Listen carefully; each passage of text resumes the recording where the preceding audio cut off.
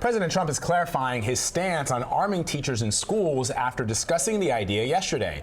In a series of tweets this morning, the president wrote, "I never said give teachers guns. What I said was look at the possibility of giving concealed guns to gun-adept teachers with military or special training experience." He went on to say arming teachers would allow them to, quote, immediately fire back if some savage sicko came to a school with bad intentions. A gun-free school is a magnet for bad people. Attacks would end. The president also laid out his plan for stricter gun control regulations, including pushing comprehensive background checks with an emphasis on mental health, raising the age to 21, and ending the sale of bump stocks. Aisha Roscoe is a White House correspondent for Reuters, and she joins us now from Washington to help break down the president's comments. So, Aisha, as a presidential candidate, Mr. Trump pledged to get rid of gun-free zones on schools, and he later wavered on that proposal. What was the response like in the room when the president made these now controversial comments?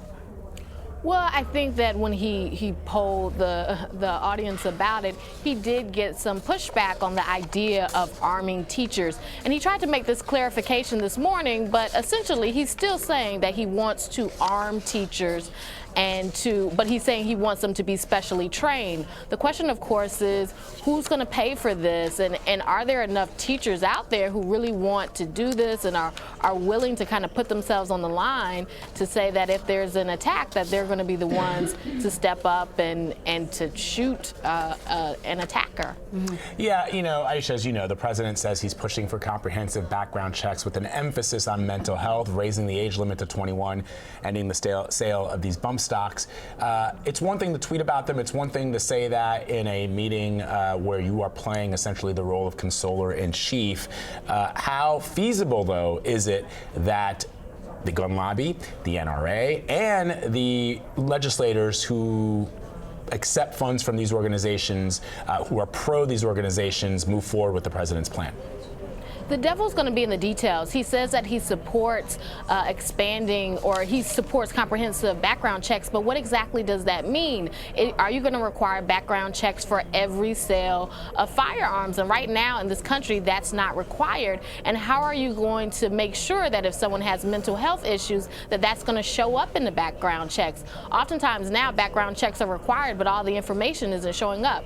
So how are you going to get it done? And traditionally, the NRA has pushed back against these regulations, and that's why we haven't had real gun reform or gun control laws passed in recent history. It does seem also, Aisha, as you know, that the president saying these things now, I understand it's in the wake of a horrific and terrible massacre that happened in Parkland, Florida, but there was some criticism that the Obama administration during their time in power back in 09 and 010 really didn't make gun control a priority, and we can discuss that at some point. But President Obama, towards the end of his presidency, did try to make it harder for people with mental health issues to get firearms.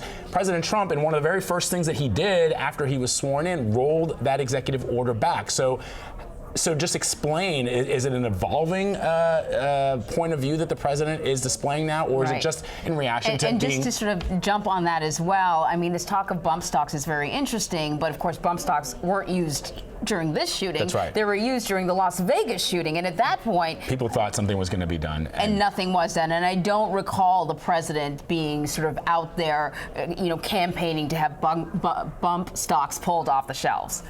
Well, I think that's the interesting thing. It seems like the president, after this shooting, is saying he's seeing the coverage on TV, he's seeing these teenagers out here talking, and he feels like something has to be done. He wants to look like he's being active on this issue. I think that he feels like politically he can't just, kind of keep the status quo. But when he talks about banning bump stocks and things of that nature, is that going to require legislation? In the past, the administration has found that bump stocks can't be regulated. You can't ban them. It would take legislation. So is he going to push Congress to act? Very fascinating. Aisha, is there a White House press briefing this afternoon? I think there is supposed to be, so it will be interesting to see how they answer these questions. Yeah, we'll be watching. Thank you very much for your reporting, as always. Thank you.